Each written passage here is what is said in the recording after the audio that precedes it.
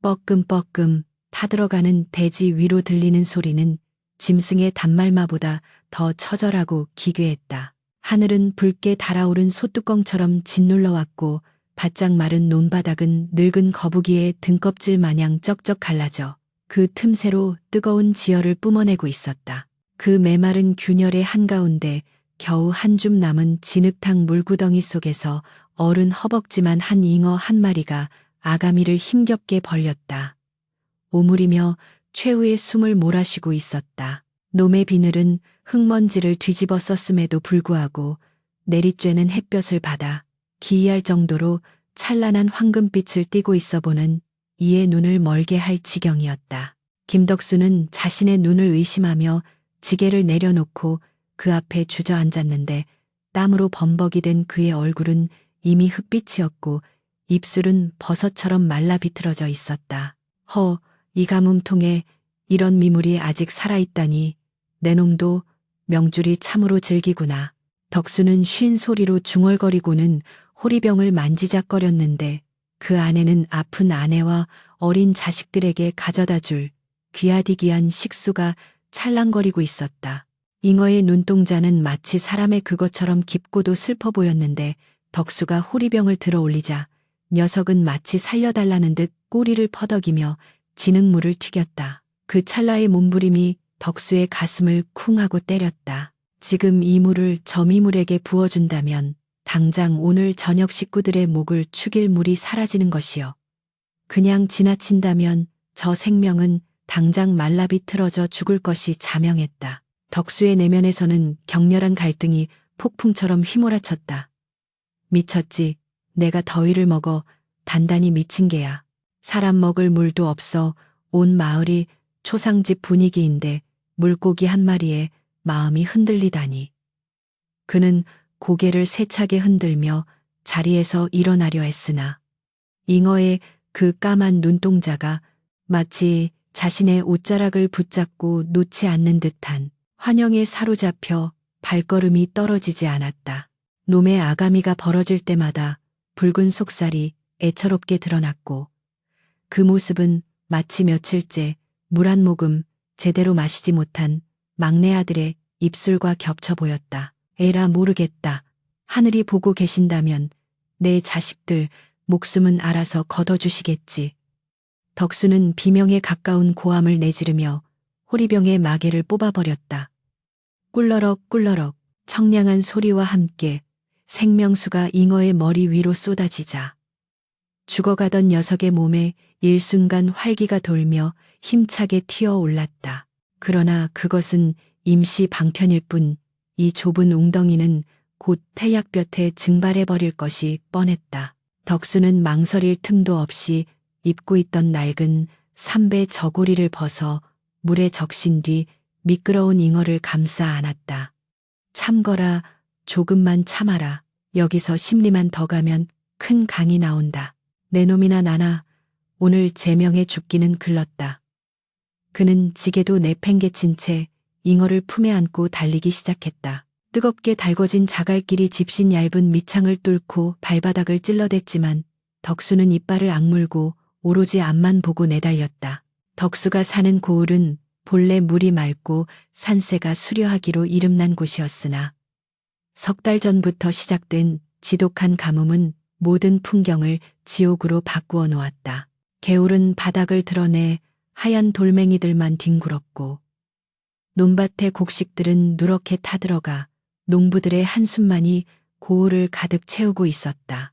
덕순의 집안은 대대로 소작을 부쳐 먹고 사는 가난한 형편이었기에 이번 가뭄은 그야말로 재앙이었다. 아내는 영양실조로 몸져 누운 지 오래였고 어린 자식들은 배고픔을 잊으려 하루 종일 잠만 잤다. 오늘 덕수가 읍내 우물가에서 반나절을 기다려 겨우 길어온 그 물은 가족의 생명을 연장할 유일한 동아줄이었다. 그런 물을 고작 물고기 한 마리 살리자고 쏟아부은 자신의 행동이 얼마나 어처구니 없는 짓인지 덕수 자신도 잘 알고 있었다. 달리는 그의 머릿속에는 아내의 패숙한 얼굴과 아이들의 칭얼거림이 주마등처럼 스쳐 지나갔다. 내가 미쳤어. 귀신에 홀린 게 분명해. 그러나 품 안에서 꿈틀거리는 묵직한 생명감은 그를 멈추지 못하게 했다. 숨이 턱끝까지 차오르고 심장이 터질 듯 쿵쾅거렸지만 덕수는 멈추지 않았다. 태양은 정수리를 쪼아대고 흐르는 땀은 눈으로 들어가 시야를 흐릿하게 만들었다. 잉어의 비늘은 미끌거렸고 무게는 천근만근처럼 느껴졌으나 이상하게도 놈을 안고 있는 팔에는 알 수 없는 힘이 솟아났다. 거의 다 왔다. 저 고개만 넘으면 강이다. 덕수는 헛것이 보이는 눈을 비비며 스스로를 독려했다. 고갯마루에 올라서자 저 멀리 은빛으로 반짝이는 강줄기가 보였다. 비록 수위가 많이 낮아져 강폭이 줄어들긴 했지만 여전히 흐르는 물은 살아있었다. 희망이 보이자 다리에 힘이 풀려 몇 번이나 고꾸라질 뻔했지만 그는 잉어를 다치게 하지 않으려 몸을 웅크리며 구르듯 비탈길을 내려갔다. 날카로운 나뭇가지에 살이 찢기고 옷이 찢겨나갔지만 고통조차 느낄 겨를이 없었다. 강가에 도착했을 때 덕수는 거의 탈진 상태였다. 그는 무릎으로 기어가 강물에 손을 담갔다. 시원한 물의 감촉이 느껴지자 정신이 번쩍 들었다. 그는 조심스럽게 저고리를 풀고 잉어를 물속에 놓아주었다. 가거라. 부디 살아서 넓은 바다로 가거라. 다시는 이런 웅덩이에 갇히지 말고.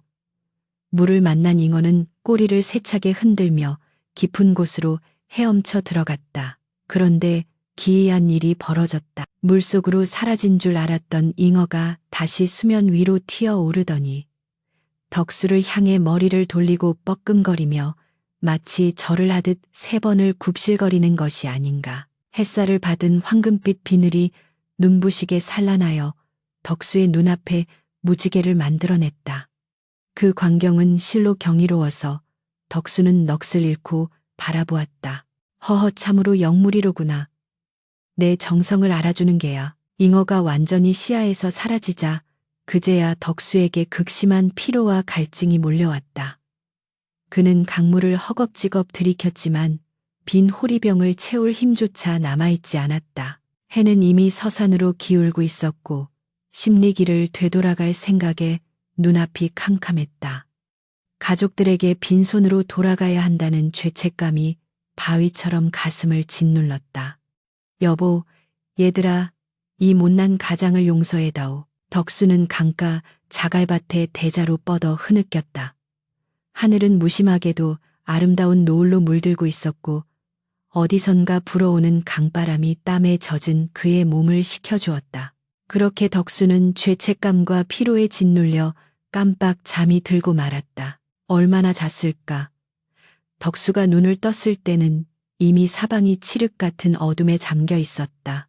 그런데 이상하게도 주변에는 희뿌연 푸른 안개가 자욱하게 깔려 있었고 강물 흐르는 소리 대신 은은한 피리 소리 같은 것이 들려왔다. 몸을 일으키려 했으나 손가락 하나 까딱할 수 없을 만큼 몸이 무거웠다. 이게 꿈인가 생시인가. 덕수가 멍하니 주변을 둘러보는데 안개 속에서 누군가 저벅저벅 걸어오는 소리가 들렸다. 발소리는 물 위를 걷는 듯 찰박거렸고 그 울림은 고막이 아닌 뼛속으로 전해져 왔다. 덕수는 두려움에 떨며 몸을 잔뜩 움츠렸다. 산짐승인가 싶어 숨을 죽이고 있는데 안개를 헤치고 나타난 형체는 짐승이 아닌 사람이었다. 아니, 사람이라기에는 풍채가 너무나 비범했고 입고 있는 옷은 물결무늬가 수놓아진 푸른 비단이었는데 물에 젖지 않고 보송보송했다. 그 노인은 긴 백발을 휘날리며 덕수 앞에 멈춰섰다. 그의 눈빛은 낮에 보았던 잉어의 눈망울처럼 깊고도 신비로웠다. 노인은 지팡이로 땅을 툭 치며 우렁차면서도 온화한 목소리로 말했다. 여봐라 김덕수, 고개를 들어 나를 보라. 덕수는 자신도 모르게 땅에 이마를 대고 조아렸다. 뉘뉘시옵니까? 저는 가진 것 없는 천한 농부이옵니다. 해치지 마십시오. 노인은 껄껄 웃으며 덕수의 어깨를 툭 쳤다. 그 손길이 닿자마자 덕수의 몸을 짓누르던 피로가 씻은 듯이 사라지고 메말랐던 목구멍에 단침이 고였다. 내 어찌 생명의 은인을 해치겠느냐. 내 놈의 우직한 성품이 내 비늘을 살리고 내 숨을 트게 하였느니라. 덕수는 그제야 고개를 들어 노인을 바라보았다. 노인의 뒤로는 오색 찬란한 후광이 비치고 있었는데 그 모습이 마치 사당에 모신 신령님과 같았다. 은인이라니요. 저는 그저 지나가다 죽어가는 물고기 한 마리를. 덕수가 말을 잇지 못하고 더듬거리자 노인은 인자한 미소를 지으며 고개를 끄덕였다. 그 물고기가 바로 나다. 나는 동해를 관장하는 용왕의 셋째 아들인데 잠시 세상 구경을 나왔다가 가뭄을 만나 변을 당할 뻔하였지. 네가 아니었다면 나는 진흙 구덩이에서 말라 죽어 승천하지 못하고 원기가 되었을 것이다. 덕수는 입을 딱 벌린 채 아무 말도 할 수 없었다. 용왕의 아들이라니 평생 땅만 파먹고 살아온 자신에게 이런 기이한 일이 일어나다니 믿을 수 없었다. 노인은 품에서 주먹만한 진주처럼 빛나는 구슬 하나를 꺼내 덕수의 손에 쥐어주었다. 구슬에서는 차가운 냉기가 뿜어져 나와 덕수의 손을 시원하게 감쌌다. 이것은 내 감사의 표시다. 하지만 이것만으로는 네가 쏟아부은 생명수의 값에 미치지 못한다. 네가 가족을 뒤로하고 나를 살렸으니 나 또한 너의 가족과 이고을을 살릴 방도를 알려주마. 노인의 목소리는 점점 엄숙해졌다. 덕수야, 잘 듣거라. 내일 자시 밤 11시 1시에 내 집 뒷산 중턱에 있는 거북바위 아래를 세자 깊이로 파보아라. 그곳에 네가 흘린 땀방울보다 더 값진 것이 기다리고 있을 것이다. 덕수는 홀린 듯 고개를 끄덕였다. 명심하거라. 오직 너만이 그곳을 열 수 있다. 타인의 탐욕이 끼어들면 화를 입을 것이니 부디 조심하고 또 조심하거라. 노인은 말을 마치자마자 푸른 안개 속으로 뒷걸음질 쳤고 이내 거대한 용의 형상으로 변하여 하늘로 솟구쳐 올랐다. 으악. 덕수는 외마디 비명을 지르며 자리에서 벌떡 일어났다. 주위는 여전히 캄캄한 밤이었고 강물 소리만이 처량하게 들려왔다. 꿈이었나 싶어 허탈하게 자신의 손을 내려다본 덕수는 소스라치게 놀랐다.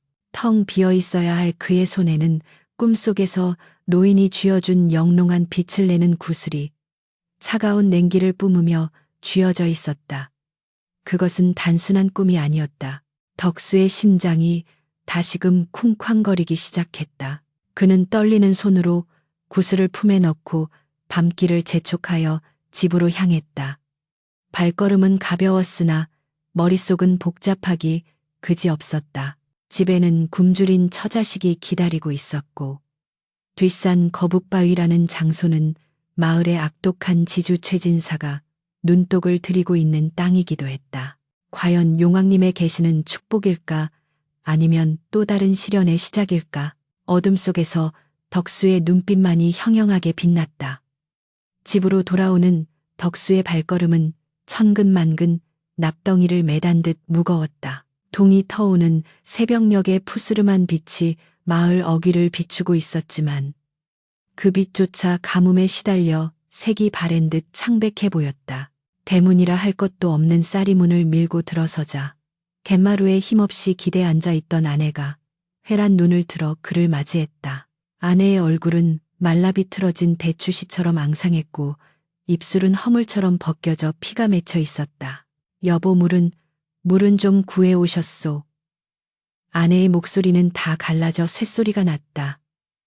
덕수는 차마 아내의 눈을 마주치지 못하고 고개를 떨구었다. 품 안에는 차가운 냉기를 뿜어내는 용왕의 구슬이 들어 있었지만 당장 아내의 타는 목을 적셔줄 물 한 방울이 호리병에는 남아있지 않았다.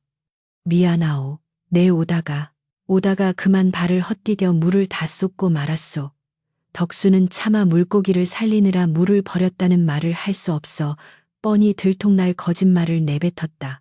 아내는 원망의 말 한마디 없이 그저 긴 한숨을 내쉬며 힘없이 고개를 떨구었다. 그 침묵이 덕수의 가슴을 날카로운 비수처럼 후벼 팠다. 방 안에서는 배고픔에 지쳐 잠든 아이들의 색색거리는 숨소리만이 처량하게 흘러나왔다. 날이 밝자마자 덕수가 물을 쏟았다는 소문은 발없는 말이 되어 천리를 갔다. 아니, 정확히는 어제 덕수가 잉어를 안고 십리길을 미친 사람처럼 뛰어가는 것을 본 목격자가 있었던 것이다. 읍내 장터에서 돌아오던 이웃집 박 서방이 우물가에 모인 안악들에게 침을 튀기며 떠들어댔다. 내 두 눈으로 똑똑히 봤다니까. 덕수 그 위인이 글쎄 사람 마실 물도 없는 이 난리에 팔뚝만 한 물고기한테 귀한 물을 들이붓고는 덩실덩실 춤을 추며 강가로 뛰어가더란 말이야. 더위를 먹어 실성을 해도 단단히 했지. 안악들은 혀를 끌끌 차며 빈 물동이를 두드렸다. 그릿에 오죽 힘들었으면 정신줄을 놓았을까. 처자식은 굶어 죽어가는데 물고기 살리겠다고 그 난리를 쳤다니. 귀신이 씌어도 보통 챈 게 아니네. 마을 사람들의 시선은 동정에서 조롱으로 그리고 이내 경멸로 바뀌어 갔다. 덕수가 우물가에 나타나자 사람들은 슬금슬금 피하거나 뒤에서 수군거렸다. 저기 물고기 상전 모시는 양반 오시네. 비아냥거리는 소리가 귓가에 윙윙거렸지만 덕수는 입술을 꽉 깨물고 아무 대꾸도 하지 않았다. 그가 할 수 있는 일이라곤 마른 침을 삼키며 타들어가는 속을 달래는 것뿐이었다. 그러나 진짜 시련은 사람들의 비웃음 따위가 아니었다. 해가 중천에 떠올라 대지를 달굴 무렵 마을의 대지주의자 고리대금업자인 최진사댁 하인들이 덕수의 집으로 들이닥쳤다. 이놈 김덕수게 있느냐. 진사 어른께서 너를 당장 잡아오라 하셨다. 몽둥이를 든 하인들은 다짜고짜 덕수의 멱살을 잡고 질질 끌고 갔다. 덕수의 아내가 울며불며 매달렸지만 하인들은 그녀를 거칠게 밀쳐버렸다. 최진사의 기와집은 마을에서 유일하게 푸른 나무가 우거져 있었고 마당 한가운데에는 깊은 우물이 있어 물 마를 날이 없었다. 대청마루 높은 곳에 앉아 부채질을 받고 있던 최진사는 기름진 얼굴에 거만한 미소를 띠고 덕수를 내려다보았다. 그의 앞상에는 시원한 화채와 기름진 고기가 가득 차려져 있어 며칠을 굶은 덕수의 위장을 고통스럽게 요동치게 만들었다. 내 이놈 덕수야. 내 놈이 어제 물고기에게 물을 퍼부어 살려주었다는 기이한 소문을 들었다. 제 처자식 먹여 살릴 능력도 없는 놈이 짐승에게 인심을 쓰다니. 내 놈 곡간이 아주 풍족한 모양이구나. 최진사는 비릿한 웃음을 흘리며 비꼬았다. 덕수는 마당 멍석 위에 무릎을 꿇고 읍소했다. 날이 죽을 죄를 지었습니다. 허나 가뭄에 잠시 정신이 혼미하여 저지른 실수이옵니다. 부디 너그러이 용서해 주십시오. 최진사는 부채를 탁 접으며 표정을 싹 바꾸었다. 용선에 너에게 빌려준 소장료와 쌀가마니가 얼마인지 아느냐. 가뭄 핑계로 이자도 못 갚는 주제에 물장난이나 하고 다녀. 당장 밀린 빚을 갚지 못하겠다면 내 놈이 가진 그 쥐꼬리만 한 자갈밭이라도 내놓거라. 덕수는 눈앞이 캄캄해졌다. 그 자갈밭은 조상 대대로 물려받은 유일한 땅이자 뒷산 거북바위로 가는 길목에 위치한 덕수 가족의 마지막 보루였다. 비록 척박하여 농사가 잘 되지는 않았지만 그것마저 잃으면 덕수네는 그야말로 길바닥에 나앉아야 했다. 날이 그 땅만은 안 됩니다. 제 목숨 줄이나 다름없는 땅입니다. 이번 가뭄만 지나면 어떻게든 갚겠습니다. 제발 한 번만 봐주십시오.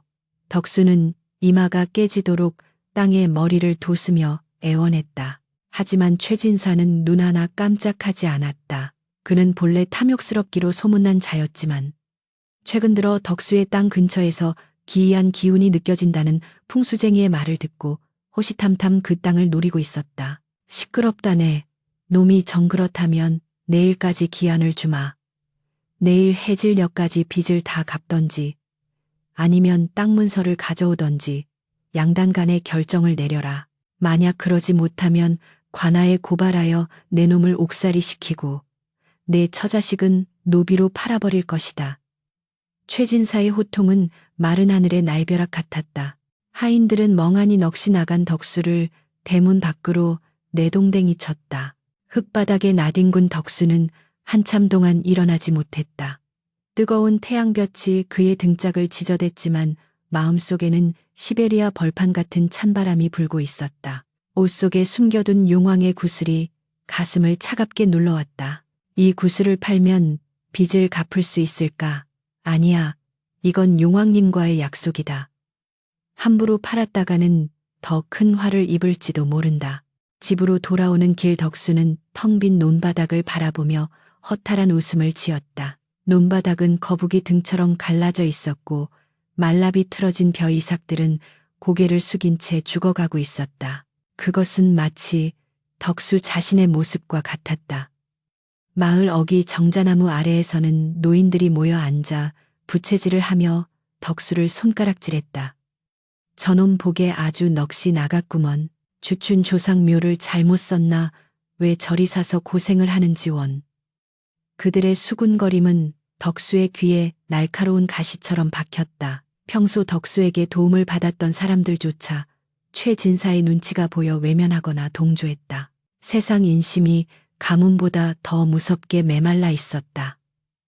덕수는 비틀거리는 걸음으로 집에 도착했다. 아내는 끙끙 앓는 소리를 내며 누워 있었고 막내 아들은 배가 고파 울다 지쳐 잠들어 있었다. 부엌에 들어가 보니 쌀독은 바닥을 드러낸 지 오래였고 무랑아리에는 먼지만 뽀얗게 앉아 있었다. 아비가 못나서. 덕수는 부엌 바닥에 주저앉아 소리 없는 오열을 토해냈다. 그때였다. 품속의 구슬이 미세하게 진동하며 푸른 빛을 내뿜기 시작했다. 덕수는 떨리는 손으로 구슬을 꺼냈다. 어두운 부엌을 은은하게 밝히는 그 신비로운 빛을 보자 어젯밤 꿈속에서 들었던 용왕의 목소리가 뇌리에 선명하게 되살아났다. 내일 자시의 뒷산 거북바위 아래를 파보아라. 내일 자시라면 바로 오늘 밤이었다. 최진사가 준 기한은 내일 해질녘까지. 이것은 우연이 아니었다. 하늘이 준 마지막 기회일지도 모른다는 생각이 번개처럼 스쳐 지나갔다. 하지만 두려움도 만만치 않았다. 만약 그 꿈이 헛된 망상이라면, 만약 땅을 파도 아무것도 나오지 않는다면, 그때는 정말로 가족을 지킬 방법이 없게 된다. 덕수는 구슬을 다시 품에 넣고 주먹을 불끈 쥐었다. 그의 눈에 다시 생기가 돌기 시작했다. 그래, 어차피 이래 죽으나 저래 죽으나 매한가지다. 잉어를 살린 그 마음으로 하늘을 믿어보자. 그는 헛간으로 가서 녹슨 곡괭이를 꺼내 들었다. 자루는 사가서 위태로웠고 날은 무디기 짝이 없었지만 지금 덕수에게는 천하제일의 명검보다 귀한 도구였다. 그는 아내 몰래 주먹밥 한 덩이를 실은 쌀겨를 뭉친 것에 불과했지만 허리춤에 차고 해가 지기를 기다렸다. 시간이 야속하게도 더디게 흘렀. 초저녁이 되자 최진사의 하인들이 덕수의 집 주변을 어슬렁거리며 감시하는 기척이 느껴졌다. 저놈이 도망가지 못하게 잘 감시해라. 밖에서 들리는 고함 소리에 덕수는 숨을 죽였다. 밤이 깊어 삼경 밤 11시 이 가까워지자 마을의 불빛들이 하나둘 꺼지고 정막이 찾아왔다. 개 짖는 소리조차 잦아든 깊은 밤 덕수는 뒷문을 통해 살금살금 빠져나왔다. 다행히 감시하던 하인들은 술에 취해 도아 떨어져 있었다. 덕수는 그림자처럼 몸을 숨기며 뒷산으로 향했다. 산길은 험했고 가뭄으로 말라 죽은 나뭇가지들이 옷을 잡아끌었다. 마치 산신령이 그를 시험하는 듯했다. 헉헉. 거친 숨소리가 터져 나오려 했지만 입을 틀어막으며 참았다. 저 멀리 산 중턱에 달빛을 받아 하얗게 빛나는 거북바위가 보였다. 그 바위는 마치 거대한 거북이가 마을을 내려다보는 형상을 하고 있었는데 평소에는 그저 평범한 바위로만 여겨졌던 그것이 오늘따라 영험한 기운을 내뿜는 듯했다. 그런데 덕수가 모르는 사실이 하나 있었다. 최진사는 의심이 많은 위인이었다. 그는 덕수가 순순히 물러날 리 없다고 생각하고 사냥꾼 출신의 신복을 시켜 덕수의 뒤를 밟게 했던 것이다. 날이 덕수놈이 곡괭이를 들고 뒷산으로 올라갑니다. 덤불 속에 숨어있던 신복이 최진사에게 급히 알렸다. 최진사의 눈이 탐욕스럽게 번들거렸다. 오호라, 내 예상이 맞았어. 그놈의 땅에 뭔가 숨겨져 있는 게 분명해. 금광이라도 발견한 게냐? 아니면 조상 대대로 내려오는 보물이라도 묻혀 있는 게냐? 당장 채비를 하라. 그놈이 무엇을 캐내든 그건 전부 내 것이다. 최진사는 건장한 장정들을 이끌고 은밀히 덕수의 뒤를 쫓기 시작했다. 어둠 속에서 번뜩이는 횃불들이 마치 먹이를 노리는 늑대의 눈동자처럼 덕수의 뒤를 옥죄어오고 있었다. 아무것도 모르는 덕수는 오직 가족을 살리겠다는 일념 하나로 땀방울을 비오듯 쏟으며 거북바위를 향해 한 발 한 발 내딛고 있었다. 운명의 시간자시가 다가오고 있었다. 거북바위로 향하는 산길은 낮에 보았던 것과는 전혀 다른 기괴하고도 엄숙한 형상을 하고 있었다.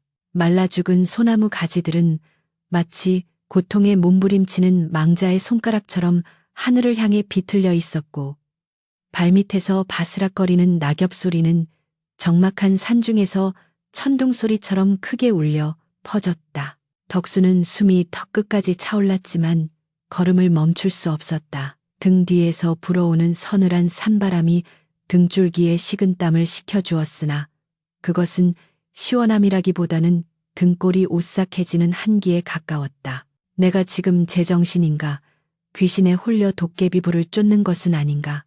덕수의 내면에서는 끊임없이 의심의 목소리가 솟구쳤다. 굶주린 처자식을 두고 한밤중에 곡괭이질이라니 남들이 알면 광인이라 손가락질할 만행이었다. 하지만 그럴 때마다 품속에 있는 구슬이 미지근한 온기를 내뿜으며 그의 심장 박동에 맞춰 진동했다. 마치 두려워 말라 이곳이 길이다라고 속삭이는 듯했다. 덕수는 그 신비한 감각에 의지해 무거운 다리를 이끌고 한 걸음 한 걸음 어둠 속으로 파고들었다. 마침내 도착한 거북바위는 달빛을 받아 창백하게 빛나고 있었다. 그 거대한 바위는 정말로 웅장한 거북이가 마을을 내려다보며 엎드려 있는 형상이었는데, 평소에는 무심코 지나쳤던 바위의 눈 부분에 해당하는 움푹 패인 곳이 오늘따라 유난히 깊고 그윽하게 느껴졌다. 덕수는 바위 앞에 털썩 주저앉아 거친 숨을 몰아쉬었다. 하늘을 올려다보니 북두칠성이 머리 바로 위에서 차갑게 내려다보고 있었고, 어림짐작으로 자시쯔지가 되려면 아직 반각 약 15분 정도가 남아 있었다. 덕수는 바위 앞에 무릎을 꿇고 합장했다. 천지신명님, 그리고 용왕님. 이 미천한 덕수가 감히 하늘의 뜻을 묻고자 왔습니다. 부디 저의 탐욕이 아니라 죽어가는 제 가족과 이 고을 사람들을 굽어 살피시어 자비를 베풀어 주옵소서. 그의 기도는 절박했고 메마른 입술 사이로 흘러나오는 목소리는 떨리고 있었다. 그 순간 기이한 현상이 벌어졌다. 덕수의 품 안에서 은은하게 빛나던 구슬이 갑자기 강렬한 푸른 빛을 뿜어내더니 그 빛이 거북바위를 감싸 안았다. 덕수는 눈이 부셔 팔로 얼굴을 가렸으나 빛은 눈꺼풀을 뚫고 들어와 그의 의식을 하얗게 물들였다.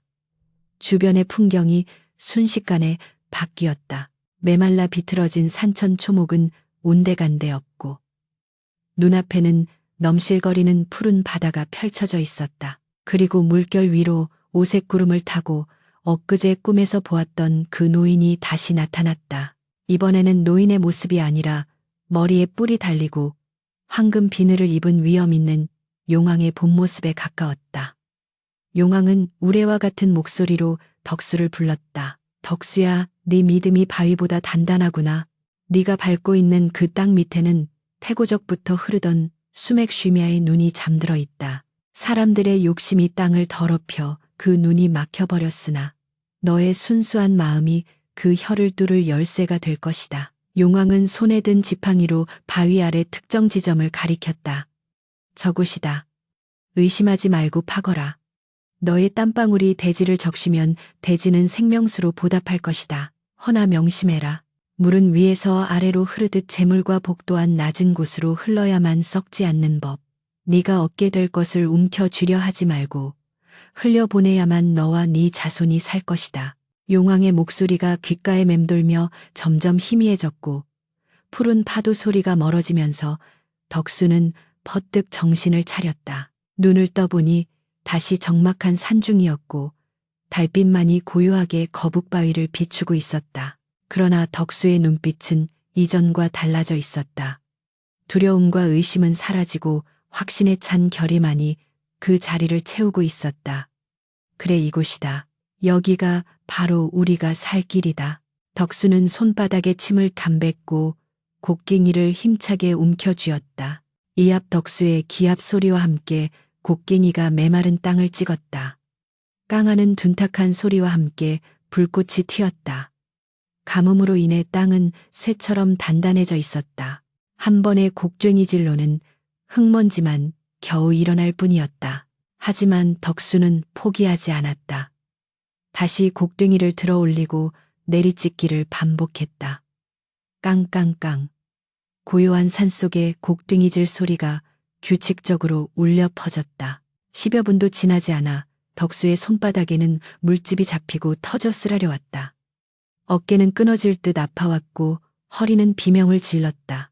그러나 덕수는 용왕이 가리켰던 그 지점을 뚫어져라 응시하며 기계처럼 팔을 움직였다. 땀이 비오듯 쏟아져 눈을 찔렀지만 닦을 새도 없었다. 한치 두치 아주 조금씩 땅이 파이면서 흙냄새가 나기 시작했다. 그것은 마른 먼지 냄새가 아닌 땅속 깊은 곳에서 올라오는 습기를 머금은 흙내음이었다. 한편 덕수가 모르는 사이 어둠 속에서 그를 지켜보는 시선들이 있었다. 거북바위에서 조금 떨어진 덤불 뒤 최진사와 그의 건장한 하인 셋이 숨을 죽인 채 엎드려 있었다. 최진사는 탐욕으로 번들거리는 눈을 가늘게 뜨고 덕수의 일거수일투족을 감시하고 있었다. 나리, 저놈이 도대체 뭘 하는 겁니까? 그냥 땅만 파고 있는데요. 하인 하나가 조심스럽게 속삭였다. 최진사는 하인의 뒤통수를 쥐어박으며 쉿소리를 냈다. 이 무식한 놈아, 조용히 해라. 아까 보지 못했느냐. 저놈 품에서 나오던 그 푸른 빛 말이다. 그건 예사 물건이 아니다. 필시 저 바위 아래 금은 보화가 묻혀 있거나 아니면 도깨비 방망이 같은 신물이 있는 게 분명하다. 최진사는 덕수가 뿜어내던 구슬의 빛을 보물에서 나오는 광채로 착각하고 있었다. 그의 머릿속에는 이미 금덩어리를 가득 실은 수레가 집으로 들어오는 상상이 펼쳐지고 있었다. 조금만 더 기다려라. 저놈이 뼈 빠지게 땅을 파서 보물을 꺼내는 순간 우리가 덮치는 것이다. 힘은 저놈이 쓰고 열매는 우리가 따먹는 것이지. 흐흐흐. 최진사의 웃음소리는 음산하게 낮게 깔렸다. 그는 허리춤에 찬 엽전 주머니를 만지작거리며 덕수가 지쳐 쓰러지기만을 기다렸다. 덕수는 그런 줄도 모르고 미친 듯이 땅을 파고 있었다. 깊이가 무릎 정도 내려갔을 때였다. 텅 하는 소리와 함께 곡괭이 끝에 무언가 걸리는 느낌이 났다.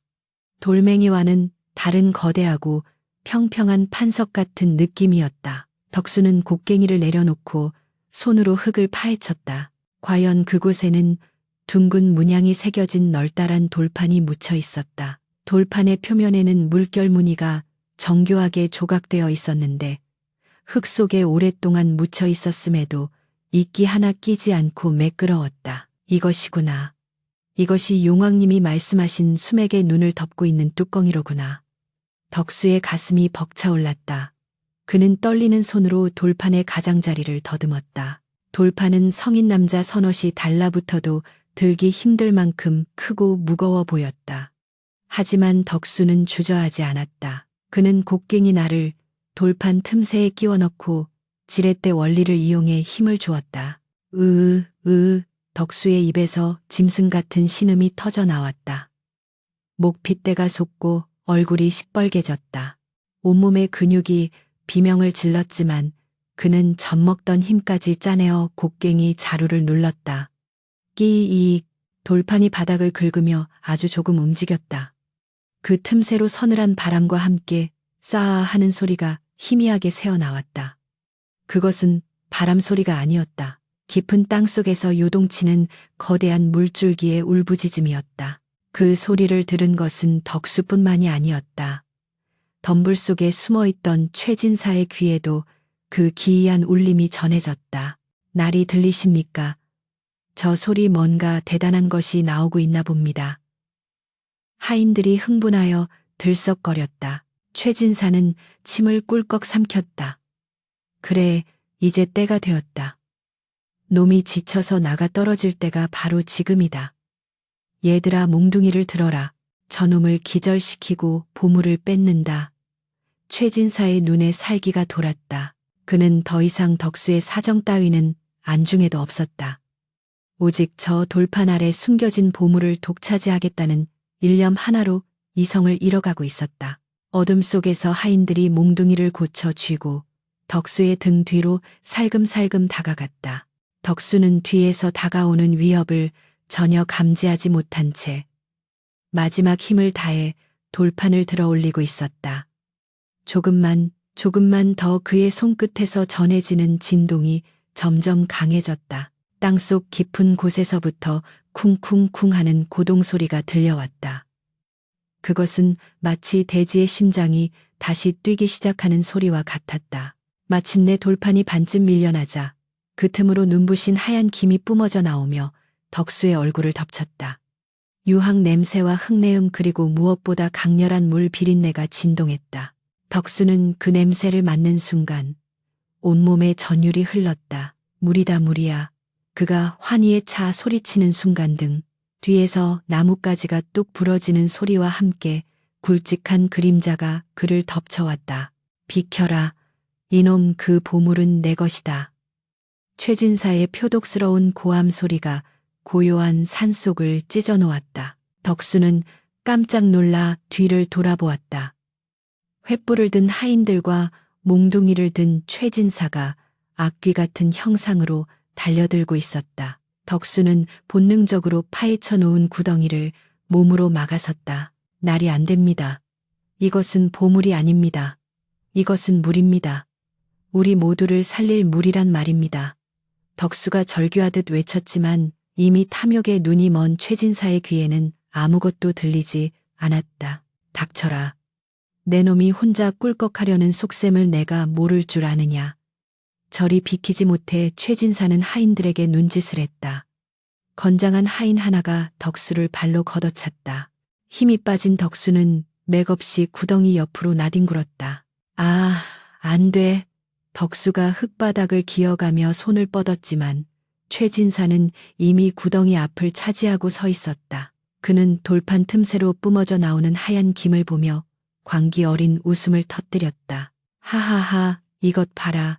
신령스러운 기운이 뿜어져 나오는구나. 필시 산삼 녹용보다 귀한 영약이거나 신비한 보석이 숨겨져 있을 게야. 최진사는 욕심에 손을 떨며 구덩이 속으로 손을 뻗으려 했다.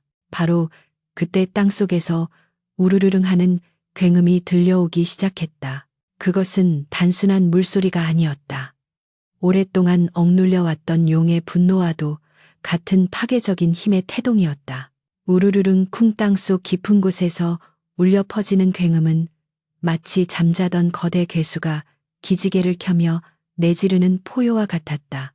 발밑에 돼지가 사시나무 떨듯 요동치기 시작하자 거북바위 주변의 흙먼지가 자욱하게 피어올라 시야를 가렸다. 덕수를 걷어차고 구덩이 앞을 차지한 최진사는 그 기괴한 진동에 잠시 주춤했으나 탐욕의 눈이 먼 자에게는 공포조차 호기심을 이길 수 없었다. 오, 들리느냐? 이 웅장한 소리를. 이것은 필시 땅속에 묻힌 금은 보화가 세상 밖으로 나오려 몸부림치는 소리다. 어서 팔아. 저 돌판을 완전히 드러내란 말이다. 최진사는 광기에 사로잡혀 침을 튀기며 고함을 질렀다. 그의 눈동자는 횃불에 비쳐 붉게 충혈되어 있었고 입가에는 비릿한 욕망의 거품이 물려 있었다. 하인들은 두려움에 질려 뒷걸음질 쳤다. 나날이 땅이 울는데 예사롭지가 않습니다. 산신 노여움을 산 게 아닐까요? 한 하인이 덜덜 떨며 말대꾸를 하자 최진사는 들고 있던 지팡이로 하인의 머리통을 후려쳤다. 에이, 빌어먹을 놈들, 산신이고 나발이고 이 땅의 주인은 나 최진사다. 내 놈들이 안 하면 내가 직접 하겠다. 바닥에 쓰러져 신음하던 덕수는 본능적으로 다가올 재앙을 감지했다. 그것은 보물이 아니었다. 그것은 인간의 힘으로는 감당할 수 없는 거대한 자연의 힘이자 용왕의 분노가 서린 물줄기였다. 안 됩니다. 피하십시오. 그곳에 있으면 죽습니다. 덕수는 찢어진 입술로 피를 토해내며 절규했다. 하지만 최진사는 코웃음을 칠 뿐이었다. 흑 내놈이 독차지하고 싶어서 수작을 부리는구나. 내가 속을 줄 아느냐. 최진사는 하인이 놓친 쇠스랑을 집어들고 틈이 벌어진 돌판 틈새를 향해 힘껏 내리꽂았다. 챙강하는 쇳소리와 함께 불꽃이 튀었다. 그 순간 돌판이 견딜 수 없는 압력을 이기지 못하고 하늘로 튕겨나갔다. 마치 대포알이 발사되듯 묵직한 돌덩이가 허공을 갈랐고 그 밑에서 억눌려 있던 하얀 물기둥이 폭발하듯 솟구쳐 올랐다. 크아악 엄청난 수압의 물줄기가 최진사의 몸을 정통으로 강타했다. 그는 비명지를 새도 없이 허공으로 붕 떠올랐다가 10여 장 약 30m 뒤쪽의 덤불 속으로 내동댕이 쳐졌다. 땅속에서 뿜어져 나오는 물은 단순한 샘물이 아니었다. 그것은 마치 승천하는 백룡 발룡의 형상처럼 거대하고 맹렬하게 회전하며 하늘을 찔렀다. 가차. 귀를 찢는 듯한 물소리가 온 산을 뒤덮었고 뿜어져 나온 물은 순식간에 거북바위 주변을 흥건하게 적시고 산 아래로 흘러내리기 시작했다. 하인들은 혼비백산하여 살려주시오를 외치며 뿔뿔이 흩어져 도망갔다. 덕수는 쏟아지는 물벼락을 맞으며 엎드려 있었는데 기이하게도 그 물은 덕수의 상처 입은 몸에 닿자 따스한 기운으로 변하여 고통을 씻어주었다. 물보라 속에서 덕수는 환영을 보았다. 거대한 물기둥 속에서 용왕이 근엄한 표정으로 자신을 내려다보고 있는 듯했다. 그러나 재앙은 거기서 끝이 아니었다. 물기둥이 하늘로 치솟자 맑았던 밤하늘에 순식간에 먹구름이 몰려들기 시작했다. 마치 땅의 물이 하늘을 부른 듯 검은 구름들이 소용돌이치며 거북바위 상공을 뒤덮었다. 달빛은 사라지고 칠흑 같은 어둠이 깔렸으나 곧이어 번쩍이는 섬광이 그 어둠을 갈기갈기 찢어놓았다. 우르르 쾅쾅 마른 하늘에 날벼락이 떨어지며 산천을 진동시켰다. 덤불 속에 처박혀 있던 최진사는 온몸이 물에 젖은 채 비틀거리고 일어났다. 그는 정신을 차리지 못하고 여전히 자신의 욕심을 버리지 못했다. 내 것이다. 저 물도 저 땅도 다 내 것이야. 감히 나를 능멸해. 그는 하늘을 향해 주먹질을 해대며 고래고래 악을 썼다. 갓은 벗겨져 머리칼이 산발이 되었고 비단옷은 진흙투성이가 되어 마치 악기와 같았다. 최진사가 비틀거리며 다시 물기둥 쪽으로 다가가려던 찰나였다. 하늘의 먹구름 속에서 시퍼런 뇌전 횡대니 뱀처럼 꿈틀거리더니 이내 직선으로 내리꽂혔다. 콰지지직 눈을 뜰 수 없는 강렬한 빛이 최진사를 집어삼켰다. 끄아악 사람의 소리라고는 믿기지 않는 끔찍한 비명이 단말마처럼 터져 나왔다. 번개는 정확히 최진사의 정수리에 꽂혔고 그의 몸은 벼락의 힘에 의해 숫덩이처럼 까맣게 타들어갔다. 욕심으로 가득 찼던 그의 육신은 하늘의 심판 앞에 한 줌의 재가 되어 무력하게 쓰러졌다. 공기 중에는 살타는 냄새와 비릿한 물 냄새, 그리고 오존의 냄새가 뒤섞여 기묘한 공포감을 조성했다. 도망가던 하인들은 그 광경을 목격하고는 다리에 힘이 풀려 주저앉아 오줌을 지렸다. 그것은 인간이 어찌할 수 없는 명백한 천벌템바디였다. 최진사가 쓰러지자 거짓말처럼 천둥 소리가 잦아들고 대신 굵은 빗방울이 후두둑 떨어지기 시작했다. 처음에는 한두 방울이던 것이 이내 장대비로 변하여 메마른 대지를 두들겼다. 쏴하. 그것은 단순한 비가 아니었다. 석 달 열흘 동안 목말라 갈라진 땅의 상처를 어루만지는 치유의 손길이었다. 빗물은 덕수의 얼굴에 흘러내려 흙먼지와 피를 씻어냈다. 덕수는 떨리는 몸을 일으켜 세워 솟구치는 샘물 앞으로 기어갔다. 물줄기는 여전히 힘차게 솟아오르고 있었지만 아까와 같은 파괴적인 기세는 줄어들고 맑고 투명한 생명수가 되어 끊임없이 흘러넘치고 있었다. 덕수는 두 손을 모아 샘물을 받았다. 손바닥에 고인 물은 얼음처럼 차가우면서도 꿀처럼 달콤해 보였다. 감사합니다. 용왕님 감사합니다. 천지신명님 감사합니다. 덕수는 물을 한 모금 마셨다. 그 물이 목구멍을 타고 넘어가는 순간 온몸의 세포가 다시 살아나는 듯한 전율이 흘렀다. 오장육부에 스며든 냉기는 지친 심신을 위로하고 새로운 활력을 불어넣었다. 덕수는 빗속에서 덩실덩실 춤이라도 추고 싶은 심정이었다. 그는 무릎을 꿇고 하늘을 향해 그리고 땅을 향해 수없이 절을 올렸다. 비는 멈추지 않고 계속 내렸다. 산에서 시작된 물줄기는 계곡을 타고 마을로 논밭으로 흘러들어갔다. 쩍쩍 갈라져 있던 논바닥이 물을 머금고 부드러워지기 시작했고 말라 죽어가던 벼 포기들이 빗물을 맞으며 고개를 들기 시작했다. 마을에서도 소동이 일어났다. 한밤중에 들린 천둥 소리에 잠을 깬 마을. 사람들은 지붕을 두드리는 낯선 소리에 귀를 기울였다. 이게 무슨 소리야? 설마 비인가? 하나둘 방문을 열고 나온 사람들은 마당에 쏟아지는 장대비를 보고 환호성을 질렀다. 비다, 비가 온다. 하늘이 우릴 버리지 않으셨어.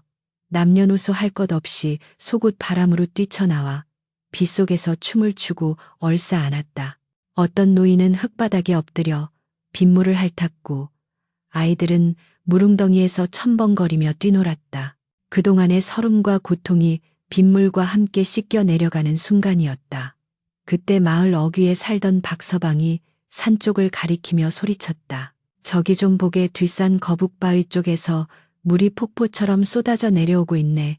사람들의 시선이 일제히 산으로 향했다. 번개가 칠 때마다 번쩍이는 산 중턱에서 거대한 물길이 새로 생겨나 마을의 개천으로 흘러들고 있었다. 저곳은 덕순의 밭이 있는 곳이 아닌가. 이장 어른이 횃불을 들고 앞장섰다. 갑옷의 필시 무슨 일이 생긴 게야.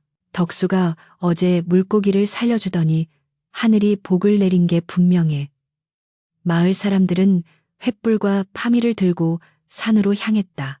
비가 쏟아져 미끄러운 산길이었지만 그들의 발걸음은 축제에 가는 것처럼 가벼웠다. 그들이 거북바위 아래에 도착했을 때 그들 눈앞에 펼쳐진 광경은 실로 충격적이었다. 덕수는 콸콸 쏟아지는 샘물 옆에 단정히 무릎 꿇고 앉아 감사의 기도를 올리고 있었고 그 옆 조금 떨어진 곳에는 새까맣게 타버린 최진사의 시신이 흉물스럽게 뒹굴고 있었다.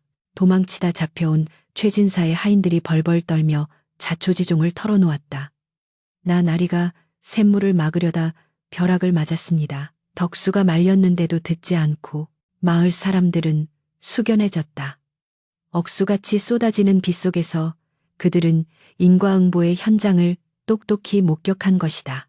평소 가난하지만 착하게 살며 미물조차 귀하게 여겼던 덕수는 생명의 물을 얻었고 탐욕에 눈멀어 이웃을 핍박하던 최진사는 하늘의 심판을 받아 비참한 최후를 맞이했다. 아이고 덕수야, 네 정성이 하늘에 닿았구나. 이장이 다가와 덕수의 어깨를 감싸 안았다. 덕수는 그제야 긴장이 풀린 듯 이장의 품에 안겨 엉엉 울음을 터뜨렸다. 이장님, 이제 살았습니다. 우리 식구들 이제 굶어 죽지 않아도 됩니다. 마을 사람들은 덕수를 둘러싸고 함께 눈물을 흘렸다. 하늘에서는 여전히 축복 같은 비가 쏟아지고 있었고 새롭게 솟아난 샘물은 넘치고 넘쳐 마을의 모든 논밭을 적시고도 남아 강으로 바다로 흘러가고 있었다. 그것은 덕수가 살려준 잉어가 다시 돌아와 갚은 은혜의 강물이었다.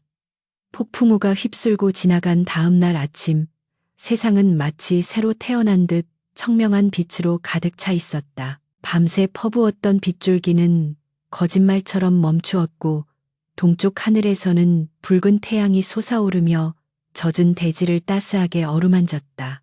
덕수는 툇마루에 앉아 눈부신 햇살을 받으며 깊은 숨을 들이마셨다. 공기 중에는 더 이상 매캐한 흙먼지 냄새나 썩은 풀 냄새가 나지 않았다. 대신 비에 젖은 싱그러운 솔향기와 촉촉한 흙내음, 그리고 무엇보다 생명력이 넘치는 풀잎의 향기가 코끝을 간지럽혔다. 여보, 밖을 좀 보시오. 온 세상이 초록빛이요. 방 안에서 나온 아내는 부쓱했던 안색이 많이 좋아져 있었다. 그녀는 덕수의 어깨에 기대어 눈물 글썽인 눈으로 마당을 바라보았다. 쩍쩍 갈라져 거북이 등껍질 같던 마당은 단단하게 다져져 있었고 말라비틀어졌던 감나무에는 어느새 푸릇한 새순이 돋아나고 있었다. 그것은 단순한 비가 아니라 죽어가던 모든 것들을 되살리는 감로수 깔로수였음이 분명했다. 거북바위 아래에서 솟아난 샘물은 마르지 않는 강물이 되어 덕수의 논밭은 물론이고 마을 전체를 풍요롭게 적셨다. 사람들은 그 샘을 용왕이 덕수의 효심과 자비에 감동하여 내려준 것이라 하여 용천, 개촨, 이라 부르기 시작했다. 마을 사람들은 덕수에게 몰려와 엎드려 절하며 감사를 표했다. 덕수, 자네가 우리를 살렸네. 자네가 아니었으면 우리는 모두 굶어 죽거나 고향을 등져야 했을 걸세. 사람들은 앞다투어 덕수에게 쌀과 비단을 가져왔지만 덕수는 손사래를 치며 정중히 거절했다. 아닙니다. 이 물은 제 것이 아니라 하늘이 우리 모두에게 나누어 주신 것입니다. 최진사처럼 욕심을 부리다가는 화를 입는 법이지요. 누구나 와서 마음껏 물을 가져가시고 농사에 쓰십시오. 덕수는 용왕의 경고를 잊지 않고 샘물을 사유화하지 않고 봇도랑을 파서 마을의 모든 논으로 물기를 내어주었다. 그의 겸손과 나눔의 정신은 고을 전체에 퍼져나갔고 관아의 사또조차 그의 덕행을 치하하며 이로운 농부라는 칭호를 내렸다. 최진사가 벼락을 맞아 죽은 후 그의 집안은 몰락의 길을 걸었다. 악독하게 모은 재산은 빚쟁이들과 관아에 몰수당했고 남은 가족들은 뿔뿔이 흩어졌다. 사람들은 최진사의 허물어진 집터를 지나갈 때마다 혀를 차며 인과응보의 무서움을 되새겼다. 반면 덕수의 집안은 날로 번창했다. 가을이 되자 황금빛 벼 이삭이 농마다 가득 들어차 바람이 불 때마다 황금 물결이 일렁이는 장관을 연출했다. 곡식은 창고가 모자랄 정도로 쌓였고 아내의 병은 씻은 듯이 나아 얼굴에 다시 홍조가 돌았다. 아이들의 배는 더 이상 꺼질 날이 없었고 집안에는 언제나 웃음소리가 끊이지 않았다. 덕수는 부유해졌음에도 결코 거만해지지 않았다. 그는 여전히 낡은 삼배옷을 입고 직접 논에 나가 일을 했으며 흉년이 든 이웃마을 사람들에게까지 곡식을 나누어 주며 적선직센을 베풀었다. 세월은 유수와 같이 흘러 10년이라는 시간이 훌쩍 지났다. 용왕의 약속은 빈말이 아니었다. 덕수의 자식들은 하나같이 비상한 재주와 총명함을 가지고 자라났다. 특히 맏아들 명수는 어릴 적 배고픔을 겪어서인지 일찍 철이 들었고 글 공부에 남다른 재능을 보였다. 서당 훈장님조차 이 아이는 고을에서 썩힐 제목이 아니다. 반드시 큰 물에서 놀아야 한다며 혀를 내두를 정도였다. 덕수는 아들의 학업을 위해 아낌없이 지원했다. 명수는 밤낮으로 책을 읽었는데 그의 방에서는 밤늦도록 글 읽는 소리가 끊이지 않았다. 마을 사람들은 그 낭낭한 글 읽는 소리를 들으며 용왕님이 점지해준 아이니 오죽하겠나라며 고개를 끄덕였다. 마침내 명수가 20살이 되던 해 한양에서 과거 시험가 열린다는 방이 붙었다. 아버님, 어머님, 소자 한양에 다녀오겠습니다. 반드시 급제하여 가문의 명예를 드높이고 아버님의 은덕에 보답하겠습니다. 명수는 갓을 고쳐 쓰고 부모님 앞에 큰 절을 올렸다. 덕수는 아들의 손을 꼭 잡았다. 그의 손은 농사일로 거칠어졌지만 아들을 바라보는 눈빛만은 그 어느 때보다 따스하고 깊었다. 명수야, 부디 명심하거라. 벼슬길에 오르더라도 백성의 어려움을 살피는 것을 게을리하지 말거라. 네가 오늘 이 자리에 설 수 있었던 것은 미물 하나도 귀히 여겼던 마음 덕분임을 잊지 말아야 한다. 명수는 아버지의 말씀을 가슴 깊이 새기며 한양길에 올랐다. 덕수와 아내는 매일 새벽 정화수를 떠놓고 천지신명과 용왕님께 아들의 장원 급제를 빌고 또 빌었다. 몇 달 후 마을 어귀가 시끌벅적해졌다.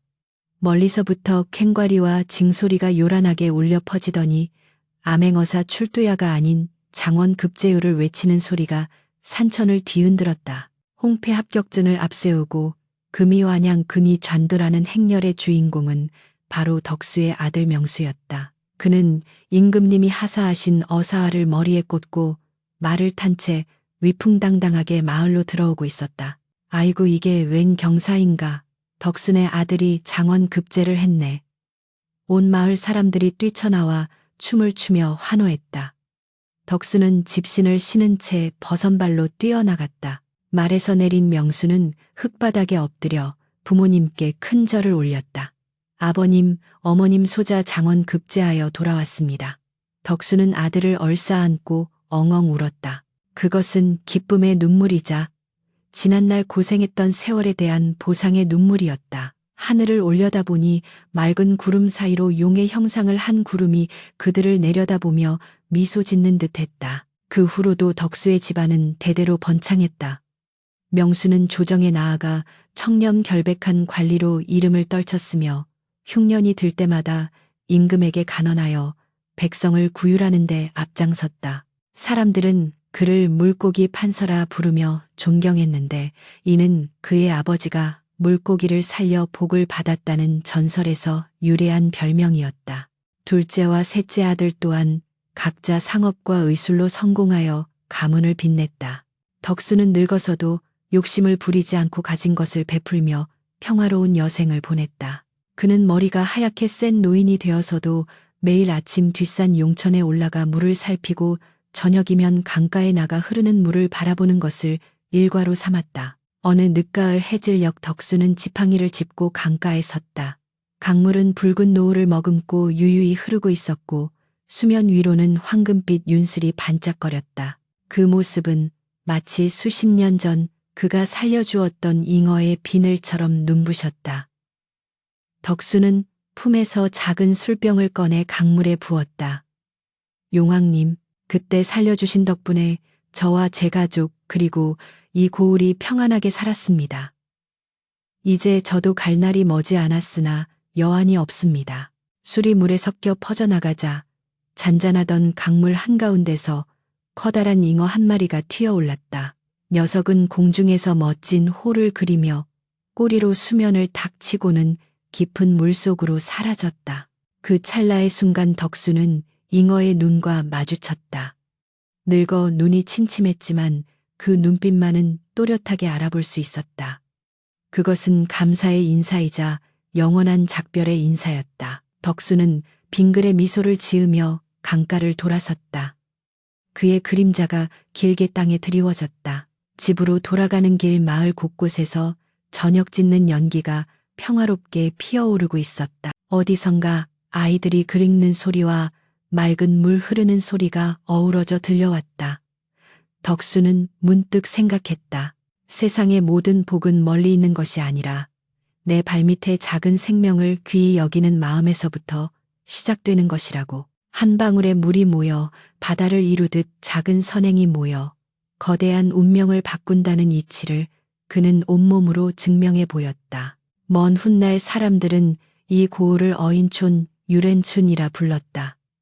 어진 마음으로 물고기를 살려 큰 복을 받은 마을이라는 뜻이었다. 덕수가 세상을 떠난 후에도 샘물은 마르지 않았고 그의 후손들은 대대로 덕을 쌓으며 번성했다. 가뭄이 들 때마다 사람들은 덕수의 이야기를 하며 서로 돕고 나누었으니 그 이야기는 강물처럼 흐르고 흘러 영원히 전해지게 되었다. 하늘은 스스로 돕는 자를 돕고 베푸는 자에게는 반드시 차고 넘치는 복으로 되돌려준다는 불변의 진리를 남긴 채 김덕수의 이야기는 여기서 끝을 맺는다.